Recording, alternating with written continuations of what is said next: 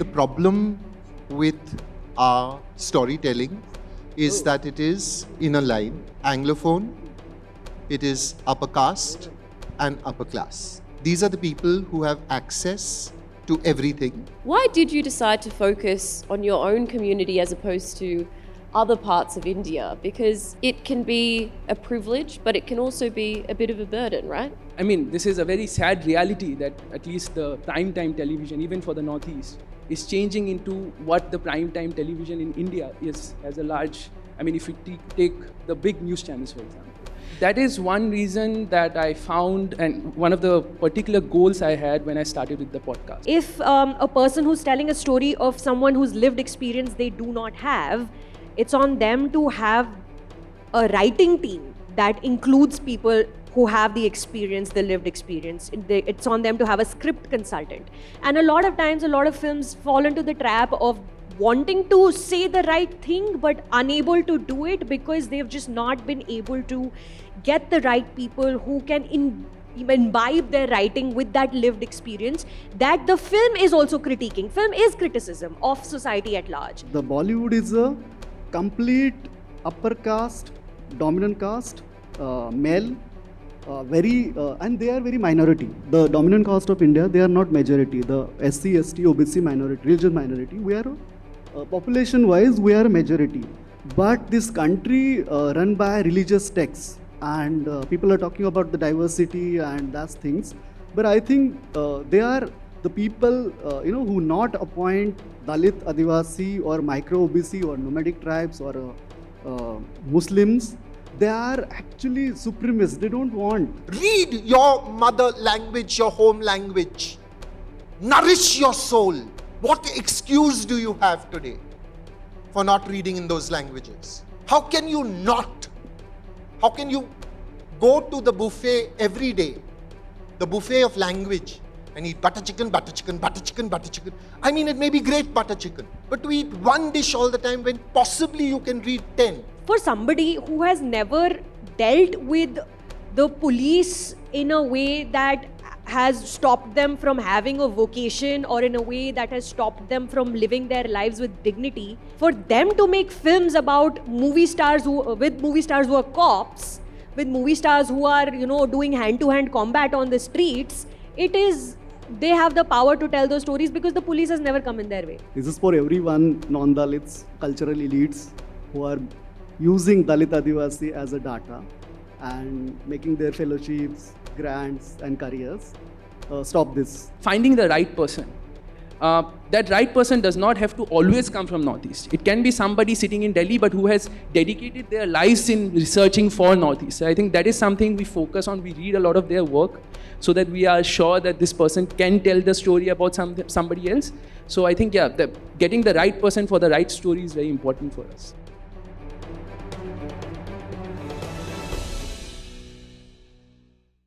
Hello everyone, thank you so much for coming here on a Saturday morning. I'm very impressed at the crowd that's arrived, and we've got Jerry, our hype man, who's been getting the crowd going, so the vibes are good. As you just heard, my name's Avani Dias. I am the South Asia correspondent for the Australian Broadcasting Corporation. We're the public broadcaster in Australia, and I report across television, radio and our digital platforms. We've got such an excellent panel here, and this is a discussion that's been resonating across the world. Who gets to tell our stories? What is the identity of reporters, newsmakers, content creators, and how does that influence the work we do and the people who read our stories and consume our content? And I think it's really interesting because we've got people from very diverse backgrounds here. We've got a film critic, a PhD scholar, a lawyer, a journalist, an esteemed journalist and publisher. And we will open up to questions at the end as well. We've got some audience heckling already, so that's going well. But I would like to start with you, Jerry, because I think we'll start with the bad. I think that's a good place to start. What is a bad example you've seen of someone who has told a story about a community and just completely screwed it up? Is there another mic? Yep, there's some there. I think, the problem with our storytelling is that it is in a line. Anglophone, it is upper caste and upper class. These are the people who have access to everything. These are the people who are in HR rooms across the country and are hiring people with whom they feel comfortable. So when you walk into a newsroom in Delhi, or into the panel of people behind that counter are going to be all old school Thai people. They all have come from some dreadful upper caste background. They all terribly speak like this to each other. Like Old that for boy. the rest of the panel, if you want. Yeah.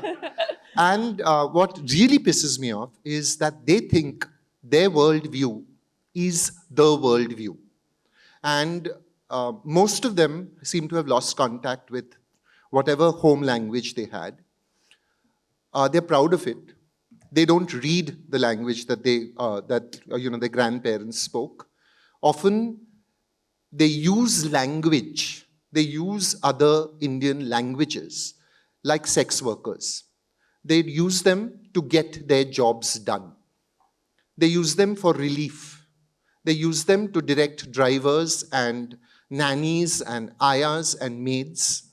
They rarely use the language in its most sacred and its most impressive mode, which is literature or poetry, or even just the simple, beautiful act of listening to someone who does not share your life experiences, who does not share your privilege, but listening to them actively, interestedly, and as if their stories matter.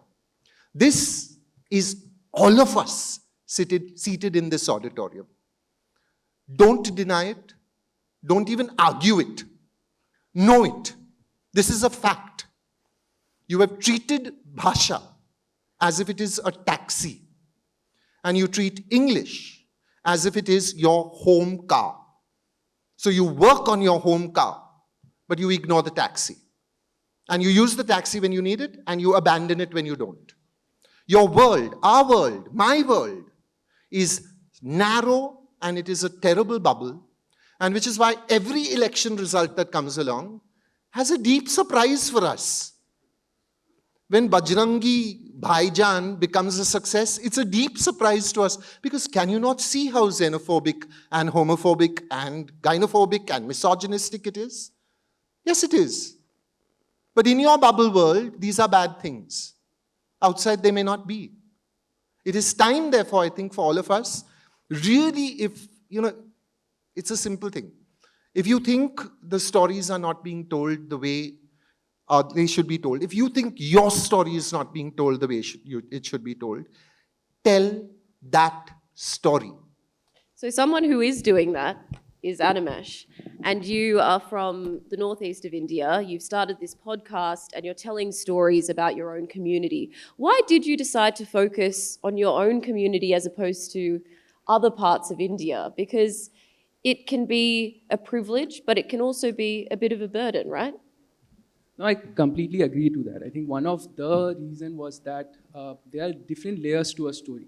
Now, I am not blaming anybody, but I know that when a journalistic house from, let's say, Delhi wants to cover a story in the Northeast, it is not possible in most times for them to read within the nuances of the story.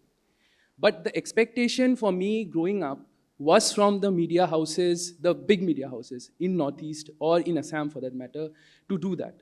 But I mean, this is a very sad reality that at least the primetime television, even for the Northeast, is changing into what the primetime television in India is as a large, I mean, if you take the big news channels, for example. And I think that is one reason that I found, and one of the particular goals I had when I started with the podcast. Because you see, when you look at Northeast, even today, you bring in 2 to 3, you put it into 2 to 3 criteria.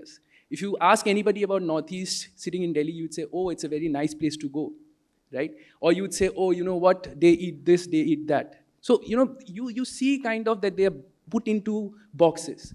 But there are a lot of positive stories coming out of the Northeast as well.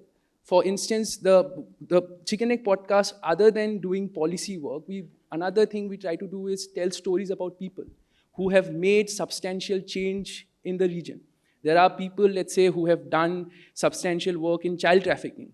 that is something that is not talked about, because in Meghalaya there's a lot of rat hole mining that takes place, and people have been actively protesting against it. So similarly, in Nagaland, there are women who have left very lucrative jobs in the US to come back to Nagaland and then work for the youth so that they can come to cities and work for a living. So those are stories that are not told from the Northeast, and that is except for obviously talking about the policy aspect of it, breaking down economic policies and everything else, we also try to do that part of the story, which is not found in the mainstream media even there. Sucharita, I'm keen to go to you now, because you're someone who consumes content so much for your job. You're reviewing films, you're obviously a news consumer as well. How do you feel this is going in terms of, again, I'm keen to start with those bad examples. Where have you seen an example where you've thought, that's a story about India, and they've just completely ruined that? Storytelling is also, okay, fine. So people say that the general idea of film criticism is that we are challenging something, challenging that phone ringing in the first row right now. It's Jerry's phone. Jerry. Mea culpa, mea maxima culpa. It's in that front zip at the top.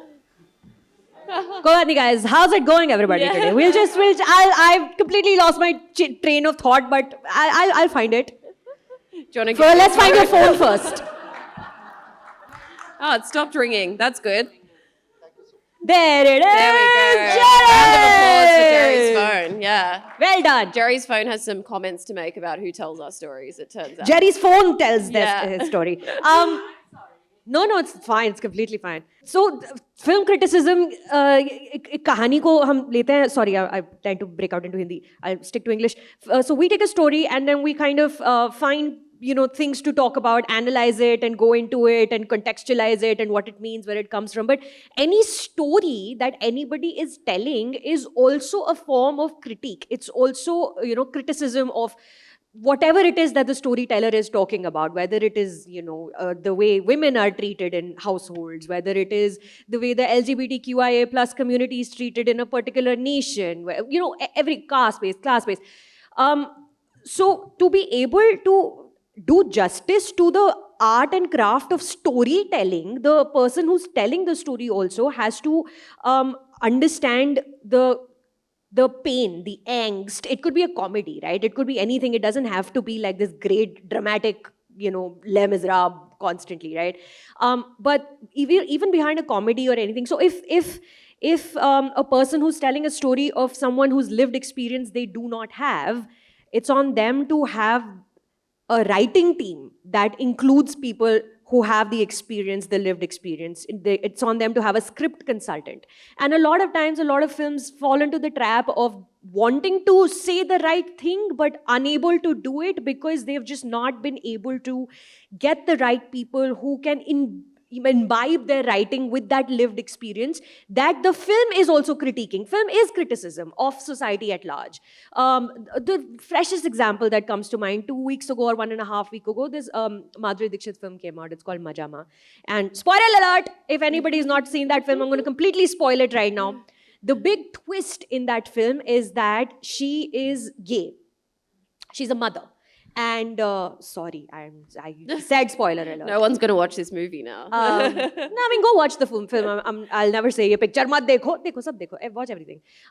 She's gay, right? And when her son is about to be married and there's like these NRIs who he's getting married into and they come to India and then her, she's like confessing that I've been living a lie and all that stuff.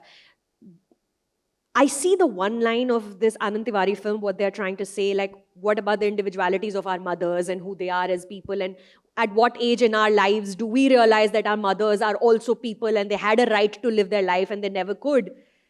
But because it's written by men, it's produced by men, it's directed by men, as far as I could do research on who the writing team is, I didn't even find anybody from the LGBTQI plus community who's involved in the writing and the making of this film. Maybe they had consultants. But the sentiment is there, it just does not land correctly. The nuances are wrong. It is just a very cursory exploration of what that is like. There's many examples. Has anyone seen Blonde on Netflix? Andrew Dominik's. It's a terrible, terrible exploration of what Marilyn Monroe's horrors in life must have been as this right? I mean, that lady over there is like just doing face palm as I mentioned that film. I understand Andrew Dominic, the filmmaker's approach towards this story. He wants to tell a horror story of what it is like to be a movie star in the 50s and a female movie star with nobody looking out for you, and with back in the day when everyone's really out to just get you and you're just a sexual symbol for most people. But the dramatic and unnecessary use of women's strife and just like everyday terror of being alive as a woman in this world, used to titillate the audience, it just falls very, very wrong. And whatever he's trying to say with the film, it just doesn't come across. So, I mean, it's just a very long-winded answer to your It's a great quite answer. straightforward question. But storytelling is also criticism, and we need to be critical of, you know, whether it's a comedy or a drama or whatever it is that the point that we're making as storytellers. Thank you. There's more for you to say. You don't need to thank. And that was a terrible movie. I'll agree with that. Somnath, I'm keen to know your thoughts on this because, you know, as an Australian journalist here, I'm the only Australian journalist here. And we have people in the Indian diaspora in Australia who are begging for more stories to be told about India and about South Asia. You work with marginalised communities. When you speak to them, are they saying, we only want someone from our community to be telling our stories? Or are they saying, we just want our stories to be told, we don't care who tells them? Actually, you know, the people are using the upper caste, lower caste. This is a very problematic term. Okay, India is like a caste country. The actual, you know, the best word for upper caste is a dominant caste or historical privilege or a supremacist. And the knowledge production, media, cinema or academia, completely controlled by one section of society is the dominant caste. Complete, like private sector, government sector. And the cinema industry, maybe the Tamil cinema is thoda different, but the Bollywood is a complete upper caste, dominant caste, male, and they are very minority. The dominant caste of India, they are not majority. The SC, ST, OBC minority, religious minority, we are, population-wise, we are a majority. But this country run by religious texts, and people are talking about the diversity and those things. But I think they are the people, you know, who not appoint Dalit, Adivasi, or micro OBC, or nomadic tribes, or Muslims. They are actually supremacists. They don't want, you know. And the cinema, they mostly is telling story of historical dominant caste. Every Indian cinema is a story of urban elite dominant caste stories. And my community, Dalit community, is a historical untouchable community similar to blacks. And their representation is very low. It's like, and another interesting thing, when they make a story on Dalits, mostly the Brahmin male or any other dominant caste male, they romanticize. Every films, there are a lot of like Sujata or Achut Kanya or Article 15 or a Jai Bhim Comrade. You know, there is a pattern of criminalizing Dalit. So, you know, maybe now, last some 10 years, there are some changes because of Paranjit or Nagraj Manjure. So, we are trying to democratize the cinema, and we are trying to tell that our life is not only the violence, atrocities. So, we are trying to like tell through films our culture actually. Yeah. Jerry, Jerry, what happens when our media is dominated by one story, one mainstream sector politically? Okay, let's just take the example of the second book. The first book I translated from Marathi was Cobalt Blue, which was a novel that had heterosexual and homosexual elements in it. The second that I translated was called Baluta, which is by Daya Pawar. I just want to check. Put up your hands if you've heard of Daya Pawar. 1, 2, 3, 4. Great. Of course, don't worry. Waghmare, I know you. Daya Pawar wrote the first Dalit autobiography in India. When he writes that autobiography, he has not read a story about himself up to then. He's never seen himself represented anywhere. So he has no idea whether this representation will work. He has no idea if he has an audience. He has no idea which Marathi he should use. The Marathi that is in his heart and lung and gullet, or the Marathi that is in his mind, which is a Punekari Brahminical Marathi. Which Marathi should he use to tell this story? He splits himself into two. There are two Dayapavars in the first chapter of the book. One Dayapavar argues with the other and says, why do you want to do this? What is the point? People will say you are just trying to get their sympathy. The two of them have a heated discussion on this subject for the first chapter. And it broke my heart. Because here is clear evidence of someone saying, I don't know if my story matters to you. I don't know. I can only say, this is my story. Now, 1978, December 25, this book is released onto the unsuspecting public in Maharashtra. Maharashtra has a very different culture from a literary culture from the rest of the world. Or from the rest of, maybe Ahom is one example. There's Bengal has some, and there's some in Kerala. But literary reviews in Marathi papers can cover a whole page. They will be debated in the next issue for 2 pages. The readers' letters will be covered in 1 page. Baluta did this in that fabulous week of 1978, end December, when our Christmas present to the whole of the country was this startling, brilliantly written autobiography. Right? It ran into 25,000 copies within the year. It was translated into French. It was translated into Japanese. It was not translated into any other Indian language. That's what happens. A silencing happens. It was not even translated into English until in 2000 and something, 12, 13. I'm really bad at dates. 30 years later, a Roman Catholic boy from Goa, old man from Goa, saw that this book, this brilliant book, had been ignored and translated it. I'm not a Dalit. I'm not even a Marathi speaker. All I am is someone who believes desperately that the plurality of voices can only strengthen all of us. That our hearts and our souls and our minds and our spirits are fed when the roots go not in one language, but the roots go into several languages and draw sustenance from that. Read translation. Read your mother language, your home language. Nourish your soul. What excuse do you have today for not reading in those languages? What reason can you possibly have for not reading in those languages when they're so easily available? How can you not? How can you go to the buffet every day, the buffet of language, and eat butter chicken, butter chicken, butter chicken, butter chicken? I mean, it may be great butter chicken, but to eat one dish all the time when possibly you can read 10.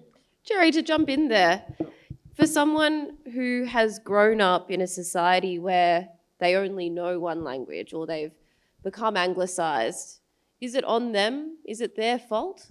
No. Fault, forget. Forget about fault. I don't think in terms of faults. We are who we are. But I'm saying okay, you're walking down the street and someone says an Urdu shairi and you stop and you think, Arey wah, yaar, seekhna hai mujhe. Give in to that inspiration. If you're sitting in a bus and you listen to a conversation behind you and someone says, in another language, you can't understand, sex, and you think, I want to know what is going on. Learn another language. Eavesdrop. If Okay. you want to experience what it means to live in a country, take out your 500 rupee note and look at it. Which country has been given this magnificent wealth of scripts as on our 500 rupee note? And shut up, don't clap. What is the clapping for? What is the clapping for Let when them you are clap. not doing the reading? This is dramatics and I'm trying to get it across to you. So I'm doing a little like natak and I'm pushing it at you. But you will go home and you will fucking buy 50 Shades of Grey. And you'll read it with one hand. No hate on 50 Shades of Grey, Jerry, okay? 50 Will not tolerate. Also, what if 50 it's- grey ke rang. What if it's 50 Shades of Grey translated into a minority language? What about that? That would probably You know, I be have the acceptable. feeling- Look, I'm keen to just get some other thoughts from the panel first before we come back, but thank you for that answer. Sucharita, I'm keen to pick up on Jerry's point there about being silenced, because that's something that happens often when you do speak about a minority culture or you do criticize. That's something you deal with is a lot of trolling, a lot of difficulty. To say we are not silencing minority cultures. In this country, we What are about- silencing majority cultures. The Dalit is the majority. The Hindi speaker is the majority. What brings you to this notion that it's only minorities that are being silenced? We are silencing everyone who's not like us. What do you think of that point, though, Sucharita? Do you agree with that? What? In terms of silencing, is it just majority cultures that are being silenced here? Listen, whoever has the power to tell the stories, whoever is sitting at the top of that power pyramid will tell their own story only. You know, for them to reach out, even just outside their immediate bubble of, like Jerry was saying, immediate circle, is sacha line kaun karega yaar, you know, like screw that. This is the story I know, this is my friend, we went to school together, our parents, our fathers worked together or whatever, and they're dur ka rishtedar or whatever. This is the story I know, this is the story I will tell. Now, you know, for a Neeraj Gewan to step in and be like, this is the story I'm going to tell, for a Paranjit to step in and be like, this is the story I'm going to tell. It's like the uphill battle for that. So apan ko, we don't even understand what that uphill struggle is like to just get a foot into that door. You know, my ancestors have enjoyed land and money, and I have not for a day in my life had the worry ki I will go broke if I don't succeed in my chosen profession. I have that privilege. I have that cushioning. But for me to understand what it is like for somebody who does not have that privilege and that cushioning, it takes so much unlearning and so much like shutting up and standing, taking a step back and, you know, handing over the mic. It's so much constant. For somebody who has never dealt with the police in a way that has stopped them from having a vocation or in a way that has stopped them from living their lives with dignity, for them to make films about movie stars who are cops, with movie stars who are, you know, doing hand-to-hand combat on the streets, they have the power to tell those stories because the police has never come in their way. So for them, the police is always like, you know, I am a protector. You know, the police is not always the protector. Police is also a problem many, many, many, many times. तो वो कहानियाँ कौन बताएगा? उन कहानियों को बताने के लिए हमें थोड़ा चुप होकर पीछे खड़े हो जाना पड़ेगा कि let somebody who's actually had loss of vocation, had to uproot their whole lives and move because of a police case that was filed, let them maybe perhaps tell that story. We can't even imagine what it is like outside of that Suryavansham or Suryavanshi space where like Akshay Kumar is like, I know karate and judo and freaking hanging from helicopters. It's all bullshit.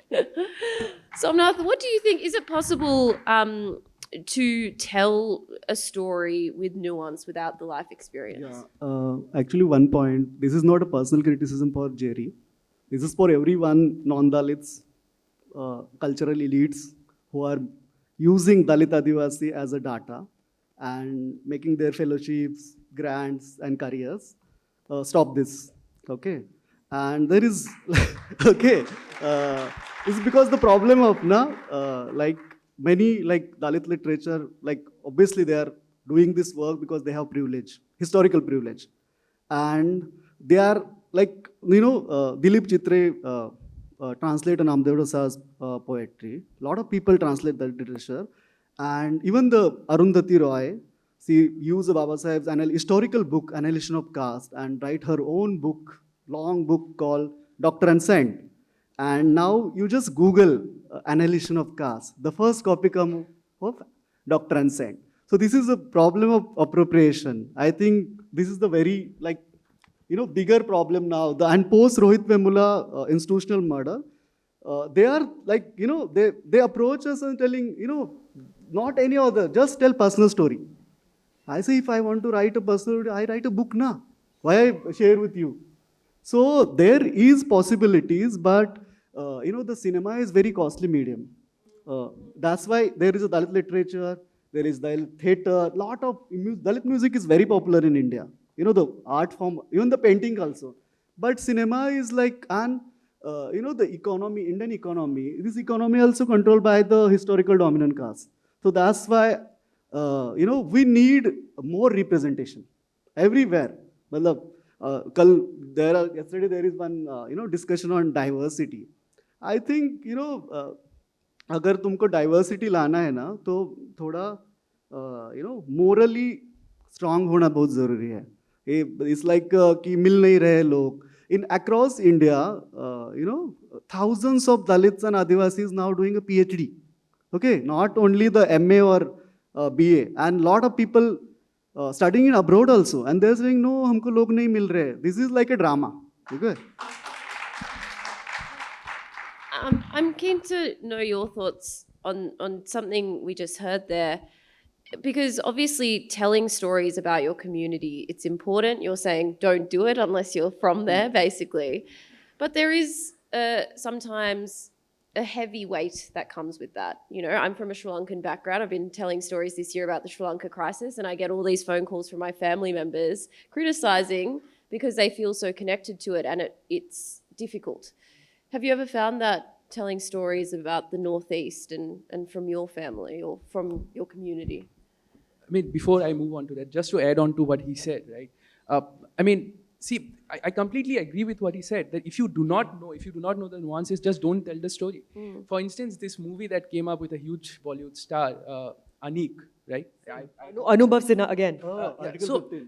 First man. Northeast, they've used number plates as any, that is Northeast. Now imagine if I make a film in this entire, based on Delhi, and I say that the number plates are North India, right? It'll be chaos, there'll be chaos, people will be on streets, whereas this happened in the Northeast and nobody said anything about it. I mean, there were 2-3 articles. But if you are making a movie about Nagaland, for instance, right? You have to read and research on the different languages, different communities they have been living, why that conflict has taken place, right? I'm not saying there's a good guy or there's a bad guy, but when you do a movie on a specific community, I think you have to research more. And I think coming back to your question, for us, I think as a podcast, that question is very different, because for us, it's mostly controlling what the other person is saying, right? It's filtering out things mostly, and because when we talk about, the problem with most politicians and political interviews that we sometimes do, even when we send them a mail, we say that, look, this is not an interview about politics and parties. It's an interview about policies. But they tend to get carried away. For us, the challenge is to edit the audios in a way where we are not in any ways crossing the thin line between policy and politics, right? I think that is the challenge we have from when telling stories about our community. And also another, I think, intricate part to it is finding the right person. That right person does not have to always come from Northeast. It can be somebody sitting in Delhi but who has dedicated their lives in researching for Northeast. So I think that is something we focus on. We read a lot of their work so that we are sure that this person can tell the story about somebody else. So I think, getting the right person for the right story is very important for us. We've got about 10 minutes left, and if anyone has any questions, please come forward and, feel free to ask our panel any. Yeah? I would like to ask a question about what we were talking about, cultural appropriation. Recently I saw this poster for Tali, Gauri Sawant pe jo film ban rahi hai, and Sushmita Sen is playing the lead character. And I came across this wonderful thread on Instagram which was talking about the problems when a cis-het person plays a trans character. So again, yahan pe the intersectionality is, again, finding the right person to tell the story. So is Shushmita Sen here the right person to tell this story? Point one. Point number two is, does it always have to be a queer person? Because ये थोड़ा सा dicey point है. But yes, when we talk about representations, are we getting enough people from the said community to tell their own stories? And when we are getting them to tell their stories, the expectation is positive batao, अच्छा batao. Like if you like you're making a film like this, most people would expect ki how she scaled her problems and came out glorious on the other side. Nobody wants to focus on the problems. Nobody wants to focus on how to fix those problems. It has to end on a good note. So yes, absolutely. Trans people should tell their own stories. Women should tell their own stories. LGBTQI plus community, everybody who has a story to tell should be enabled to tell their own stories. Sushmita Sen's casting as in this film as the lead role is not ideal. It's far from ideal. I do believe that Gauri Sawant herself has given it the seal of approval. She said that, you know, whatever, it has her seal of approval. So we'll wait to see the film and how it deals with the things that it deals with. Casting a trans person in a trans role is also not very easy in the current climate that we are in, because a lot of people are scared. They don't come out openly, you know, as actors. It's the kind of support that acting community, the subset of that acting community requires, is in such nascent stages right now that perhaps this will enable more people. A film like this, we'll have to see the film to see how it lands and what the messaging behind it is and how much Gauri Sawant herself was involved in telling the story. We'll have to see the film to find out. Perhaps a film like this will enable more, you know, trans men and trans women to come out and enter those audition rooms. More casting agents will see these films, and you know, so we'll have to see the film in you know, this particular film. But it's definitely, we've come a long way from when we were casting trans people only as villains, as murderers, as bad people. So it's a step forward from there. आगे देखेंगे what that film is. But yes, no, absolutely. You know, to what he was saying just a few minutes ago, if you don't have the lived experience of that community, doing research alone is not enough. You have to have people as your head writer, as your co-director, as your script consultant, as your editor of the story, because an editor also, an actual video editor, makes the film look the way it looks. So I do not know more about that film, how many trans people are actually involved with the writing and the production. We'll find out. But just research, unless you're like a PhD scholar who spent like 15 years studying this, then your research is valid. But like doing research on the Northeast is not going to help you make a film about the Northeast. So we'll see that film, you know, but it's to me, as of right now, it is a step forward if it has Gauri Sawant's seal of approval, that is. Somnath, your thoughts on that? Yeah, I think, you know, any story, like if you are an outsider, like if you are making a film on Muslims, or if you're making a film on Adivasi, Dalits, or trans, at least, you know, add a people, I agree with Suchitra, add people in team, like research team, or a crew, or an assistant director, or a co-director. I mean, you use your means to open the door and let people in. They are like, behave like they know everything, you know. So at least like make a diversity in your crew. We have time for one more question. Yeah. Yeah. Okay. So on the panel, I mean, the question is open to the panel. So we've been discussing how, you know, when there are communities, so when we're telling stories about a particular community, people from that community should be represented as a part of storytelling for that particular story. But do you think sometimes we can run the risk of the story for that particular community not being told altogether?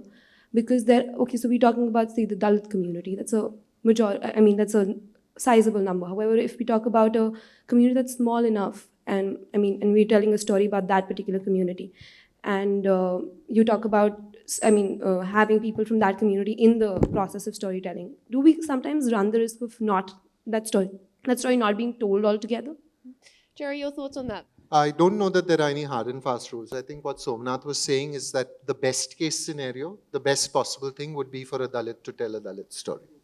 And where this is not possible, say for instance with the case of Baluta, of course it would be best if a Dalit Maharashtrian had taken up the book and translated it. But between 1978 and 2015, when I was waiting for Baluta to be translated, no one had. So I translated it. My thing is, I did Baburao Bagul also because he had not been translated. So I'm saying one of the things is, if we are, okay, Pradnya Daya Pawar said to me at the launch of Daya Pawar's book, she said, I'm glad you did this because now my son can read what his grandfather wrote. Because he doesn't read Marathi. The grandson doesn't read Marathi now. We are heading towards that monolingual culture in which the educated Dalit becomes anglophone as well. And so where are the translators? The building a career and fellowships and whatnot, all valid. I got 20,000 rupees for Baluta, which I translated over a year, and Pradnya Daya Pawar got 20,000 rupees. That's what my career got built for giving 1 year of my life to it. Do I regret that? Absolutely not. Do I think that someone could do a better translation?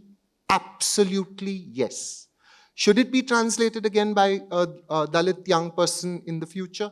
I hope so. Translation of a book is not a full stop, it's a process. It needs to be done again and again. I think it would be lovely if Achyut Kanya was made again by someone who was Dalit and who was working with another storyteller, another way of telling this story. So I think all stories are in the process, or are in a process. Even when a book is finished and comes out, or a film is finished and comes out, it joins a process. And this process is not going to be governed only by what is best. When you put what's her name? Sucharita. No, sorry, the actress. Sushmita Sen. Similar sounding names. Yes. When you put Sushmita Sen into a film as a trans person, it's because you're going to get a certain amount of money support. You know, some people will say, okay, this is a name. You can mount it. Yeah, you mount it, you get this support. So that's why you hire this person and not that person. I don't know. In all of this, as you will discover, if you are media students, the great stories will not be told because there's no budget to go to rural places. There is no budget to go. Now what do? I would say follow the model of Savita Kirloskar. Savita Kirloskar was my colleague in the large institution of the Times of India. The Latur earthquake happened. She went to the editor and said, I want to go and cover it. The first things that had come in, the first ticker tapes that had come in said 200 dead. The editor said, for 200 dead, no one goes to Latur. She got onto a train that night, paying her way, and went to Latur. By the time she had arrived there, the numbers had mounted to 2 lakhs. Okay? It was mounting and mounting and mounting, but she was on the spot already. The other thing that happened, click. Railway connections were broken off. Click. Bus connections were broken off. No one was getting to Latur, but she was on the spot. Her picture featured on the cover of Time magazine because she said this story needs to be told and I will pay and go. Sometimes you take that decision. You take the decision that says, yeah, you did your bean counting, you did your little mathematics and said, no one's interested, but I'm interested. I'll go. I'm asking all of you, if you care about diversity, if you care about all this, hey, don't be a bean counter all the time. Be dil phek. Go out and take a chance. Translate a short story. Read some more. Get a book of poetry by a Dalit. Get a book of poetry by a Muslim. Find a Muslim friend. Call a Dalit over for lunch to your house. Very Gandhian, na? Ask yourself when you last did that. Look at your friends. Do a little audit of your friends and see if your friends are not all from your caste background. Check. Yeah. He's speaking like a Gandhian idea of Harijan. Sorry? This is very Gandhian, sir. Great discussion. I feel like we had more thoughts to have. I think off the Somnath back wants of to that. add one last thought. You've been trying to say something. I just want to say last line. Very quickly, yeah. You know, no one is doing charity to translate Dalit literature or doing research on Dalit. Okay, you have a privilege, historical capital, caste capital. That's why you are doing. Thank you so much for that translation and all great things. think that's a good note for us to end on, and I think we've all got a lot to think about here, but we can continue the discussion outside. Everyone's here to talk to. And please thank our panel for sharing their thoughts and Thank you, what they Avani. felt. Thank you. Thank you so much. Thank you, everybody. Thank and you. for your questions and applause and being here today. Thanks.